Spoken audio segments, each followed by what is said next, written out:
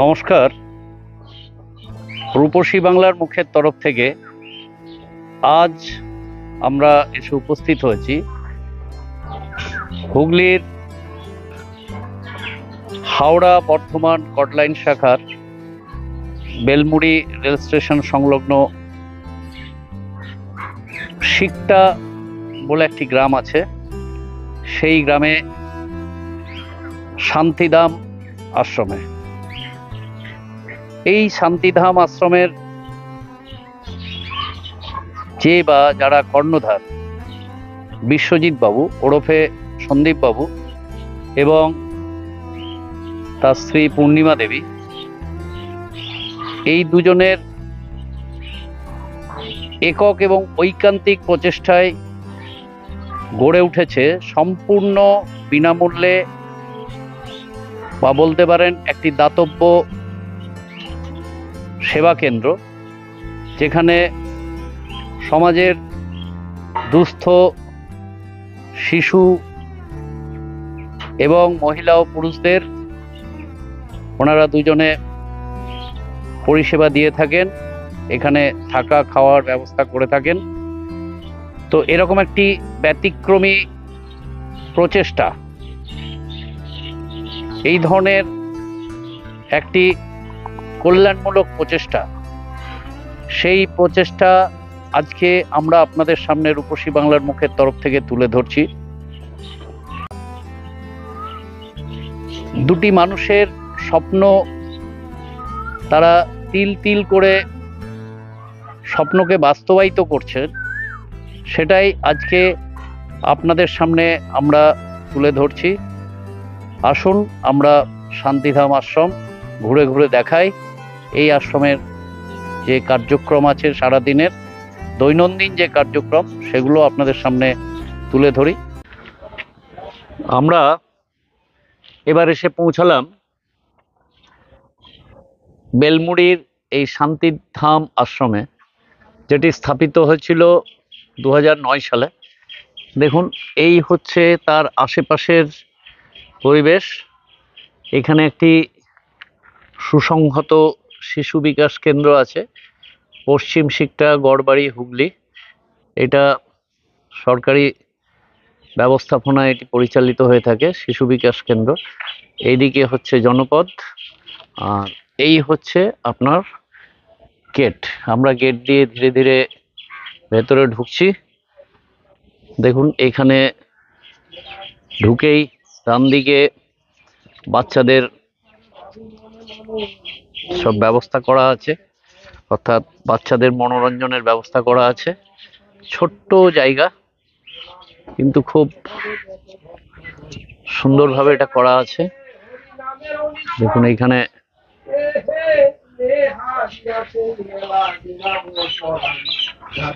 শান্তিধামে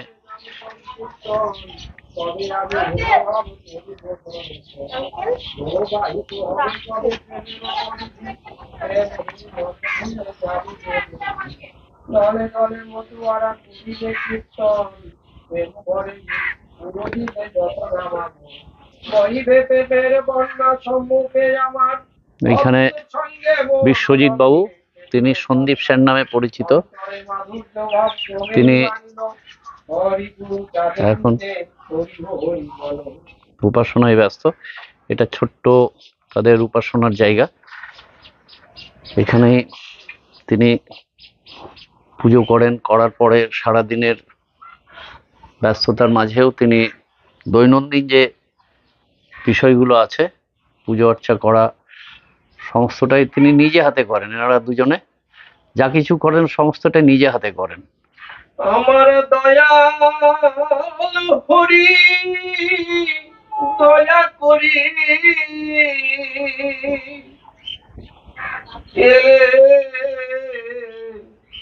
জগতে হরি নাম বিনে না বন্ধু নাই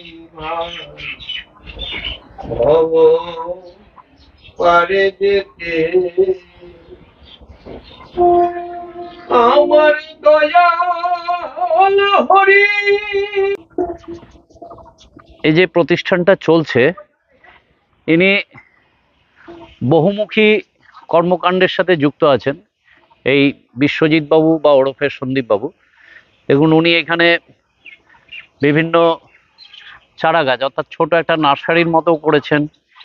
এগুলো উনি বিক্রয় করেন এবং এখান থেকেও কিছু উনি আয় করেন, যেটা সমস্তটা আমি বলছি, আবার বলছি, বারবার বলছি যে এখানে যা কিছু আয় হয়ে থাকে, অর্থাৎ সমস্তটাই এই আশ্রমে যারা আবাসিক আছেন তাদের সেবার কাজেই, বা যে সমস্ত দুস্থ ছেলেমেয়েরা আছে তাদের সেবার কাজেই কিন্তু এটা ব্যবহৃত হয়ে থাকে। এবং সমস্তটাই সারাদিন, এই যে সামনে টোটোটা দেখছেন, সেটা ওই আশ্রমের মালিক যিনি বিশ্বজিৎ বাবু, তিনি সকালবেলা নিয়ে বেরোন যখনই সময় পান। এবং এখান থেকেও এই টোটো চালিয়েও যে আয় হয়, মানে শুনতে অবাক লাগলেও এটাই বাস্তব যে সেটাও উনি এখান থেকে এই আশ্রমের বা এই সংস্থার কাজে লাগান এই পয়সাটা। দেখুন এখানে প্রচুর পাখি টাকি আছে ওনার এই জায়গাটাতে। সমস্তটা আমি ঘুরিয়ে ঘুরিয়ে দেখাই আপনাদের। এই যে নার্সারি চারা দেখছেন, এগুলো এই হচ্ছে ওনার ওল্ড এজ হোমের বা বৃদ্ধাশ্রমের বিল্ডিং। দেখুন এখানে প্রচুর চারা করা হয়েছে। এই চারাগুলো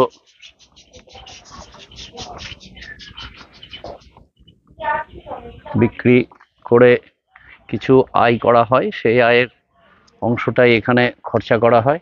দেখুন যে আমি আগে এগুলো দেখাই, বিভিন্ন জাতের ক্যাকটাস আছে, বিভিন্ন মানে ইনডোর প্ল্যান্টস আছে। দেখুন এগুলো কিন্তু সবই উনি এই বৃদ্ধাশ্রম বা এই সেবাশ্রম, এই শান্তিধামের উন্নয়নের কাজে উনি ব্যবহার করেন সমস্তটাই। এদিকটায় ওনাদের কিচেন আছে।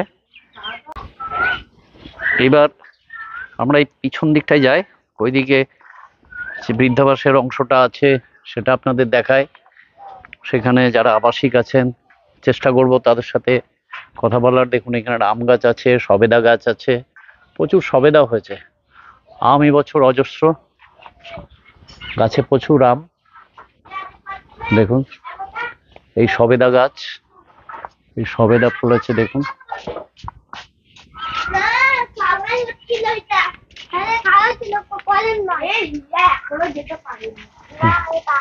এদিকটায় এবার আমরা যাব।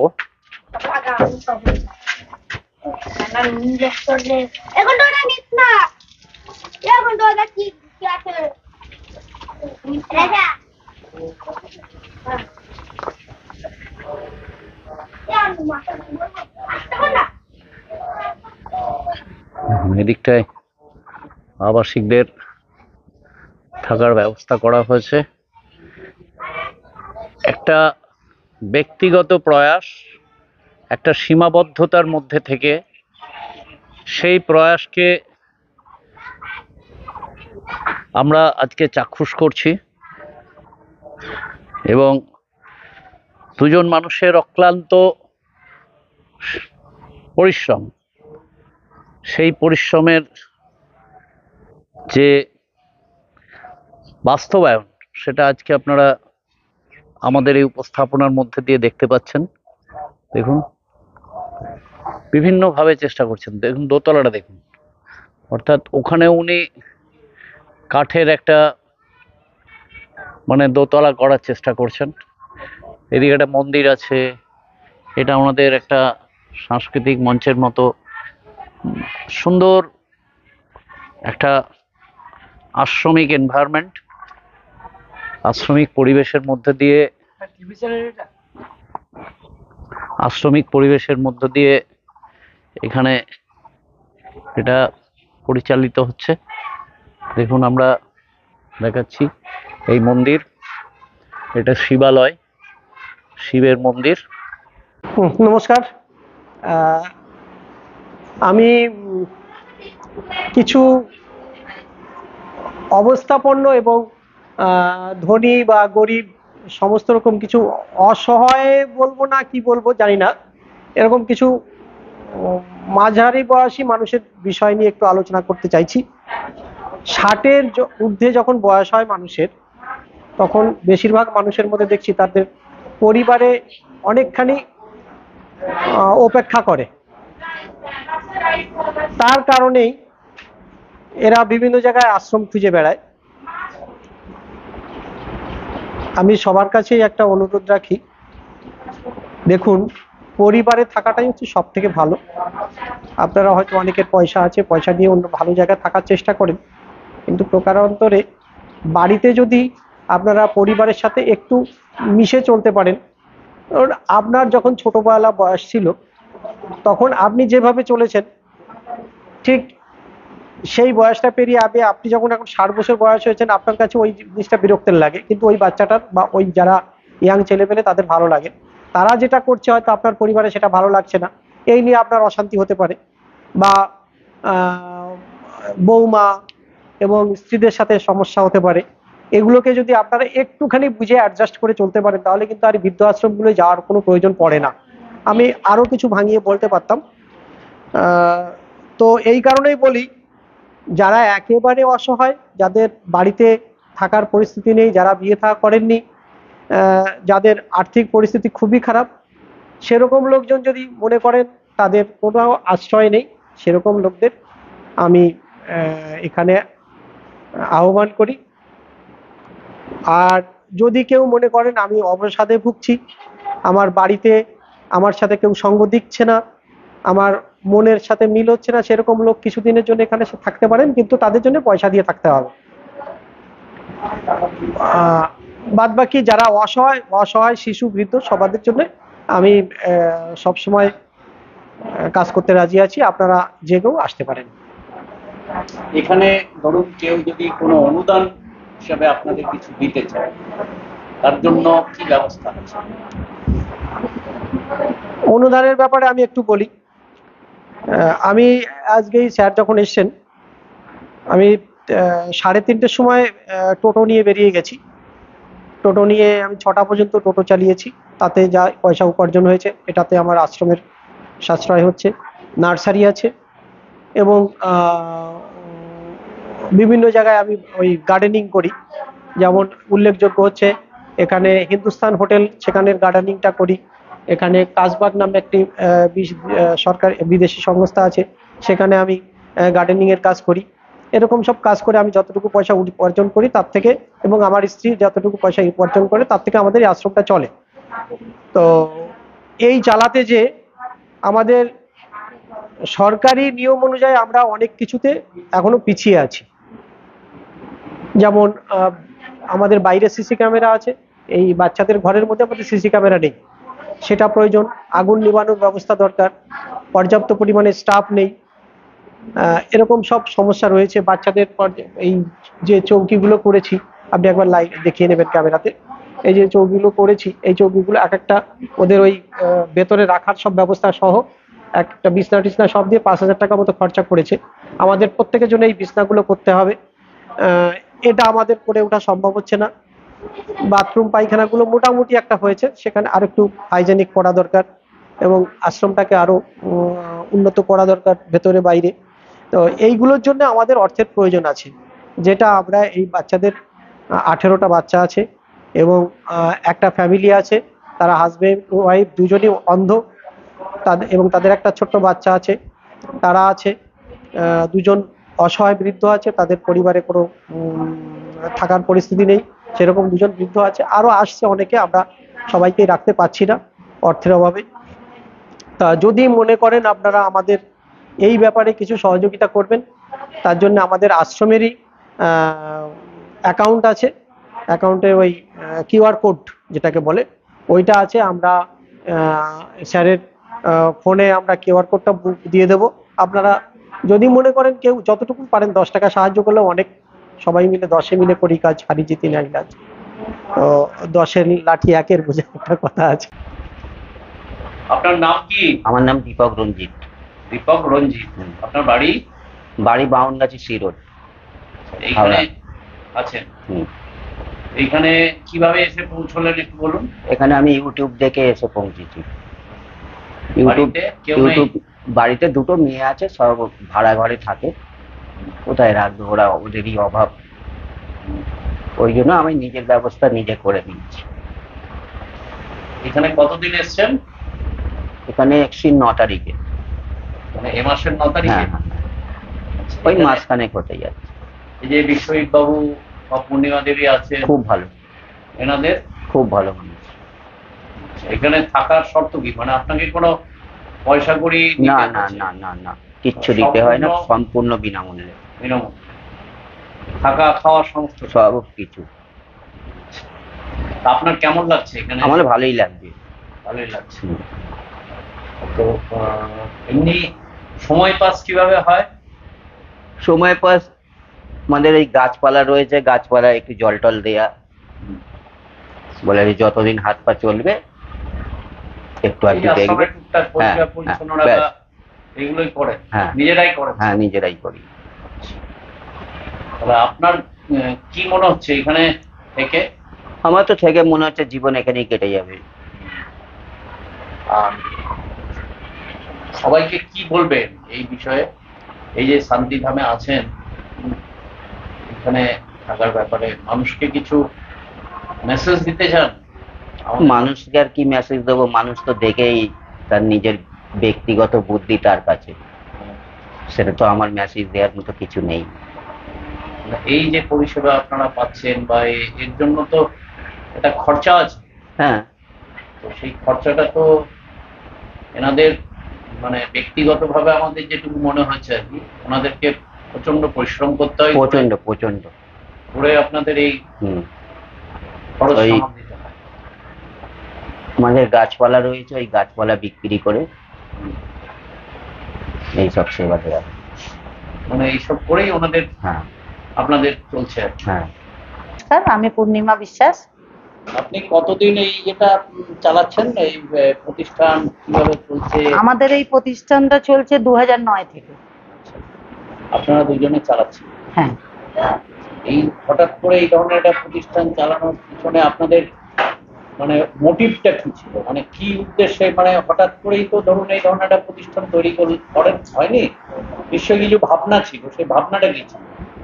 ভাবনা ছিল বলতে, আমার স্বামী বিশ্বজিৎ বিশ্বাস ওরফে সন্দীপ বিশ্বাস, তো চিন্তাধারা স্বপ্নটা ওরই ছিল যে ও ছোটবেলা থেকে খুব কষ্টে মানুষ হয়েছে এবং পড়াশোনা খুব ভালো শিখতে পারেনি, খুব কম পড়াশোনা করেছিল। তো আমাদের ব্যবসা সূত্রে আমরা দুজন বন্ধু ছিলাম। তো একদিন আমাকে গল্প ছলেই আমাকে আলোচনা করে যে এরকম দুটো বাচ্চা রেখে যদি মানুষ করতে পারি তাহলে কেমন হয়। তখন আমাদের একটা চিন্তাধারা হয় যে দুটো বাচ্চা রেখে তো মানুষ করাই যায়, নিজেরা যা আয় করি। তখন আমরা ঠিক করলাম যে আমরা দুই বন্ধু মিলে ওই জায়গায় একটা আশ্রম শুরু করব। দুটো বাচ্চা নিয়ে আশ্রমটা শুরু হয়, তারপর আমাদের বিয়ে, আমরা স্বামী স্ত্রী তারপরে হই। আজকে দুটো বাচ্চা নিয়ে পথ চলা শুরু করতে করতে আজকে আমাদের বাচ্চার সংখ্যা 18। তো আগামী দিনেও আরো আশা করছি বাড়বে মানে আমাদের দুজনকার টার্গেটের মধ্যে রয়েছে যে আমরা 30 জন বাচ্চাকে দুজনে মানুষ করতে পারবো, তো নিজেদের আয়ের উপর। তো আমাদের বাচ্চা সংখ্যা এখন 18, আরো কিছু অসহায় বাচ্চা যদি পাই তাহলে আমরা রাখবো। তো এই মোটিভ ভেবেই, মানে আমার কর্তার স্বপ্ন ভেবেই আমরা শুরু করেছিলাম। এই যে ধরুন 18টা বাচ্চা বা ধরুন আরো কিছু অসহায় বয়স্ক মানুষজনকেও আপনারা রেখেছেন, এই যে খরচ খরচা, এই খরচ খরচাটা আপনারা কিভাবে? পিছনে তো একটা অনেক প্রতিদিনের তো একটা দৈনন্দিন খরচ আছে, সেই খরচগুলো কোথা থেকে কিভাবে আপনারা?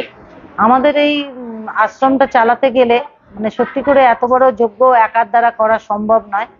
আমাদের এইটা চলে আমার কর্তা, তো উনি টোটো চালায়, টোটো প্যাসেঞ্জারও চালায়, তারপরে আবার বিভিন্ন সময় গাছ নিয়ে ওটা বিভিন্ন হাটে বিভিন্ন পাড়ায় সেটা বিক্রি হয় এবং বিভিন্ন হোটেল বা রিসর্ট সেগুলোতে ডেকোরেশনের আমরা অর্ডার পাই। তখন আমার কর্তা গিয়ে ওইগুলো কমপ্লিট করেন লোকজন নিয়ে গিয়ে। আর বাড়িতে আমি এই আশ্রমের নার্সারির যে গাছগুলো আছে সেইগুলো বিক্রি হয়, তা বাড়িতে আমি থাকি এবং কিছু হোম ডেলিভারি কখনো কখনো পাই ছোটোখাটো অনুষ্ঠানে, সেগুলো আমি বাড়িতেই তৈরি করে পাঠাই। তো এইভাবেই আমাদের চলে। আর আর কি কি আর একটা কথা বলেছি তো, হোম ডেলিভারি খাবার, ঠিক মানে খাবারটা হোম ডেলিভারি করি। এবং কিছু কিছু মানুষজন আসেন, যেহেতু যেমন সপ্তাহে একদিন, মানে যেহেতু বাচ্চাদের রোজের স্কুল থাকে, তো রবিবারটা দিন ছুটি থাকে বলে আমরা রবিবার দিনটাই অ্যালাউ করি। কিছু সহৃদয় ব্যক্তি আসেন, তাদের প্রিয়জনের জন্মদিন হোক বা তাদের মা বাবার মৃত্যুবার্ষিকী হোক, সেরকম একটা প্রোগ্রাম একদিনের বাচ্চাদের খাওয়া দাওয়ার ইভেন্ট আমরা এখানে করতে দিই। তাতে আমাদের কিছুটা সাশ্রয় হয়, সেদিনের খরচটা তো আমাদের সাশ্রয় হয়, সেই কারণে আমরা ওইটা একটু চালাই। তো এই হচ্ছে আমাদের আয়ের উৎস।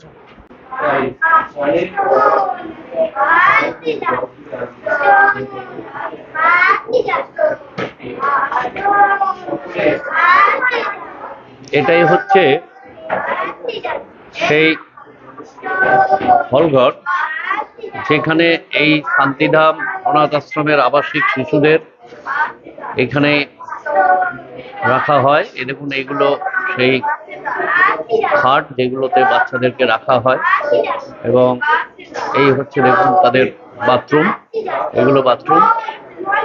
আর সমস্তটাই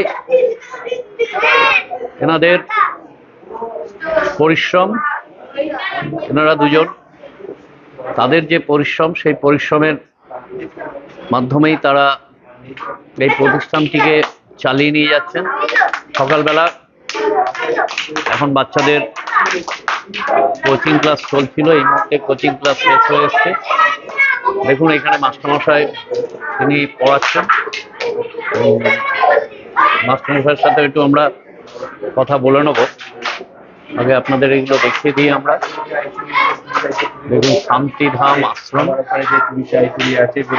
রেজিস্ট্রেশন নাম্বার 2009 সাল থেকে ওনারা যখন বাগানে কাজ করে, বাগানে কাজ করার সময় খেতে লেগে যখন কিছু কাজ করছে তখন কাজ থেকে হচ্ছে রবীন্দ্রনাথ কি হয়েছে যে আমি যদি মালিক হতে পারছি, যখন এই বোর্ড থেকে করতো না, স্কুলে যে করতো না, বাগানে সমস্ত কাজকর্ম। নমস্কার, আমার নাম সঞ্জীব কুমার ঘোষ। আমি এই শিক্ষা প্রতিষ্ঠানের সঙ্গে প্রায় বছর 3 যুক্ত। শিক্ষা এমন একটা জিনিস যা প্রত্যেকটা মানুষেরই প্রয়োজন। শিক্ষা ছাড়া কেউ জীবনে পূর্ণতা লাভ করতে পারে না। তাই প্রত্যেকের কাছে জ্ঞানের আলো পৌঁছানো দরকার। বলে চোখ থাকতে অন্ধকে, না যার শিক্ষা দীক্ষা নেই সেই চোখ থাকতে অন্ধ। তাই শিক্ষা এমন একটা জিনিস, খাদ্যদ্রব্য বাসস্থানের মতো শিক্ষা অবশ্যই প্রয়োজন। এখানের এই আশ্রমে যে সমস্ত ছোট ছোট ছেলেমেয়েরা আছে, তাদেরকে আমি চেষ্টা করি তাদের মানসিক বিকাশ ঘটানোর, তাদেরকে তারা যে যেমন যে বিষয়গুলো পড়ছে সেই পরিবেশ পড়াশোনার বিষয়গুলো তাদেরকে সুন্দরভাবে তুলে ধরার জন্য। তো তারাও আমাকে যথেষ্ট ভালোবাসে, আমিও তাদেরকে চেষ্টা করি আমার যতটুকু জ্ঞান আছে সেই জ্ঞান দিয়ে তাদেরকে পড়াশোনা করানো।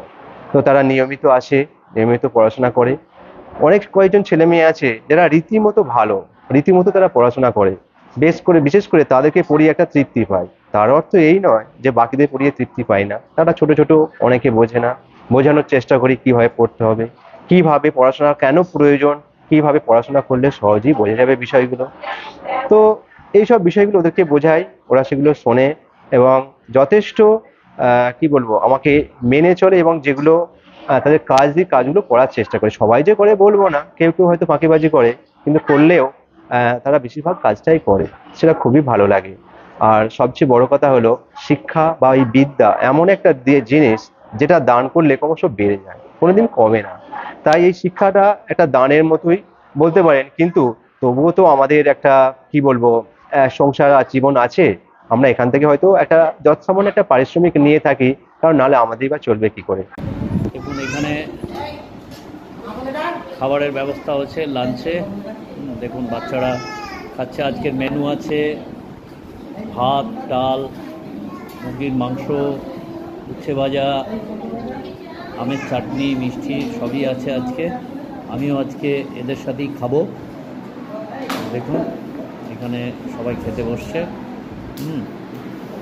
সুন্দর একটা পরিবেশ, দারুণ লাগছে আমার। আপনাদেরও ভালো লাগবে। আপনারা আসুন, আর আসার সাথে সাথে যেটা করবেন, সহযোগিতার হাতটা বাড়িয়ে দেবেন। এই মানবিক প্রচেষ্টাটিকে যদি ধরে রাখতে হয় এবং এটাকে যদি এগিয়ে নিয়ে যেতে হয়, তাহলে আপনাদের প্রত্যেকের ঐকান্তিক সহযোগিতা, প্রচেষ্টা ছাড়া এটা কোনোভাবেই সম্ভব হবে না। দেখুন এই দিদি, ওনারা স্বামী স্ত্রী, ভোর 4টে থেকে শুরু করেছেন, এখনো চলছে। এবার আমরা ফিরে যাব এই শান্তিধাম সেবাশ্রম, বৃদ্ধাশ্রম, অনাথ আশ্রম থেকে।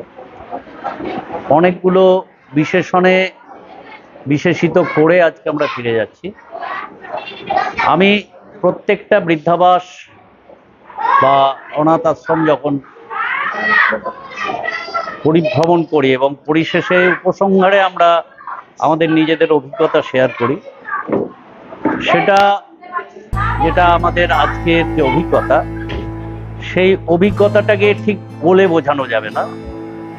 এত সুন্দর, এত পরিশীলিত একটা অভিজ্ঞতা নিয়ে আমরা এখান থেকে ফিরছি এবং বারবার একটা কথাই যেটা মনে হচ্ছে যে এই যে দুটি মানুষ, খুবই খুবই সামান্য মানুষ, সন্দীপবাবু তথা বিশ্বজিৎবাবু এবং তার স্ত্রী পূর্ণিমা দেবী, তাদের এই যে ব্যক্তিগত প্রচেষ্টা, প্রয়াস, এটাকে কি ভাষায় আমরা কুর্নিশ জানাবো, আমরা প্রণাম জানাবো, সেটাই আমরা এখন আমাদেরকে নতুন করে ভাবতে হবে।